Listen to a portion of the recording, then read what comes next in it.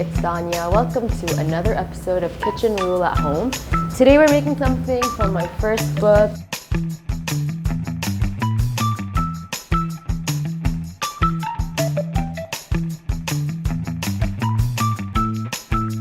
This is one of my favorite recipes.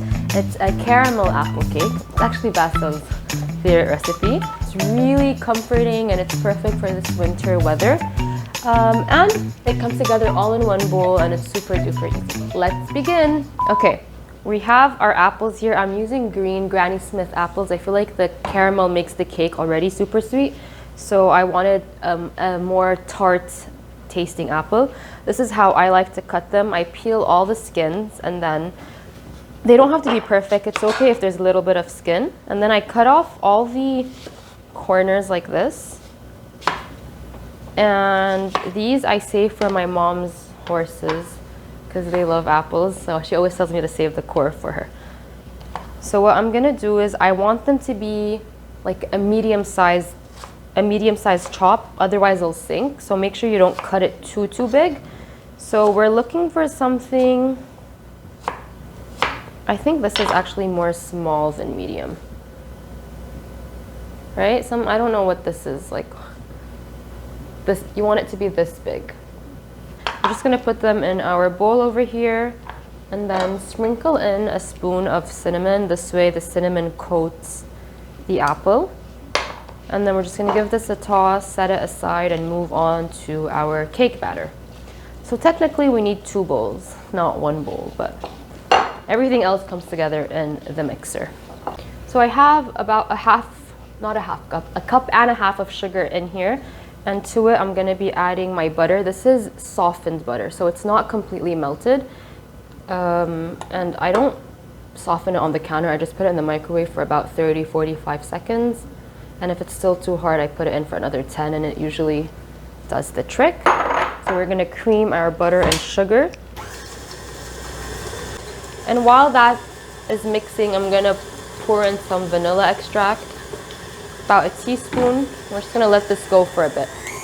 So while my butter and sugar are creaming together, we're gonna crack in our eggs and we're gonna pour them into the creaming butter and sugar one at a time. So into the bowl, and we're just gonna pour this in like so. So that's 1, 2, 3, and 4. In here we have butter, sugar, and all our eggs. This has been creaming for about 25 seconds on medium speed. We're gonna turn it off and then add our yogurt. You can use sour cream if that's easier to find, but labne is a more common sort of tangy sour cream-like yogurt in Beirut, so that's what we're gonna use. We're gonna need about half a cup. I'll have all the measurements obviously in the description down below. And we're gonna mix this again on medium speed for another 30 seconds.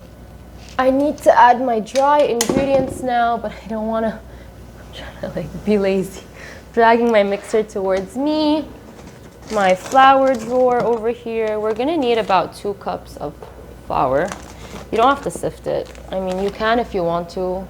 I never do. Did I get batter here? Ugh, now I have to wash this. Anyways, so for our dry ingredients, we have flour, baking powder, baking soda, and salt. Salt is really important. I'm gonna add another pinch of baking powder in there. You can do this, which is like sort of mixing it. And you know, we're done with the cake. Wasn't that so easy? All my dry ingredients are in my machine on really low speed. If you have the splash guard, use it. I don't think anyone uses it. It's just like a waste of space. Making a mess! You have the anti-splash. I know, but I don't like using it. It's so hard to, it's not hard, it's just annoying to clean.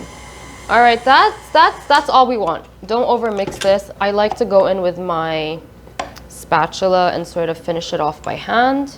Just gonna scrape the sides, make sure everything is well incorporated. Usually the bottoms don't really like mix well, and I have some on my paddle.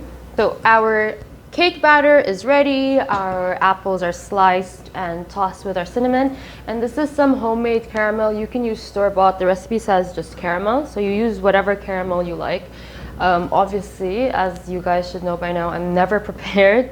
So I made this right now and it's still super duper hot and still very liquid. You want it to be thicker so it coats the apples well, but it's all going to be fine.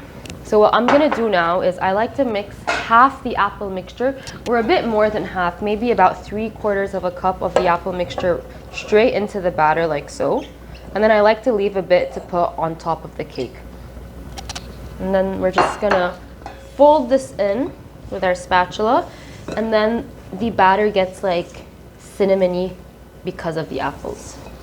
So I didn't fold it too much. You just want to fold it a little bit, and then we're just gonna spoon the cake batter into our pan. I like using a bundt pan, but any pan really will work.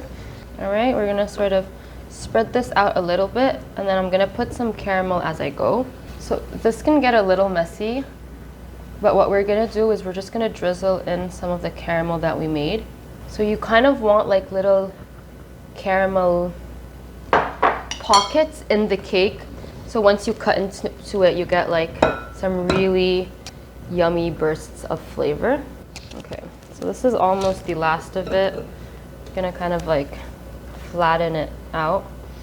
Don't like swirl the caramel. You're not looking for caramel swirls. You're looking for like caramel explosions in your cake. You get it? Like you want pockets of caramel. You don't want like a caramel cake batter. So we're gonna go in with the last of our caramel drizzle. Don't put too much because then it'll be like overly sweet. We're just gonna cover this up, top it with our apples, and bake. And by the way, my oven is preheating. So I always preheat my oven before I start my cakes. That way when the cake goes in, it's at the right temperature. All right. Do I look like a complete mess on camera? I feel like in person it looks way worse. Anyways, we're done with layering our cake batter. Let's go back in with the rest of the apples that we've reserved. And because we dusted our apples in the cinnamon, it's like dusting it in flour. So the batter has something to hold on to so the apples don't sink when they're baked. I hope I'm making sense. All right, that's looking good. I'm gonna finish it off with another drizzle of caramel. Wait, I have a few apples I don't wanna waste. Okay, I need to like change this jar when I'm done. Just a bit, like that. Okay. All right, so cake is done. Gotta go wash my hands, put this in the oven, and let it bake for about, I think, 40 to 45 minutes, 180 degrees with the fan on. And I'll get back to you guys. I said I'm gonna wash my hands, but I'm not. But like, guys, this is like ninja skills. All right. Okay, this goes in. Say Bismillah. I hope you bake well.